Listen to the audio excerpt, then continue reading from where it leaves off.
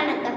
என் பெயர் தமிழா. நான் புனித ஜோசப் சர்வதேச பள்ளி ஆரல்வை மொழியில் 4ஆம் வகுப்பு படிக்கின்றேன். நான் இப்போது யாரும் ஊரகு செழித்த மொழியாம், நன்றும் தீர்வும் விளக்கிய மொழியாம், வந்தாரையெல்லாம் வாழ வைத்த மொழியாம், தமிழ் மொழியை வணங்கி தமிழ் மொழி சிறப்பினை பற்றி ஒரு சில கருத்துக்களை உங்கள் முன் கூற வந்துள்ளேன். கல் தோன்றி மண் தோன்ற காலத்தே முன் தோன்றிய மூத்த குடி என்ற பொன்மொழிக்கு ஏற்ப உலக அளவில் பழமை வாழ்ந்த மொழிகளில் ஒன்றுதான் தமிழ் மொழி.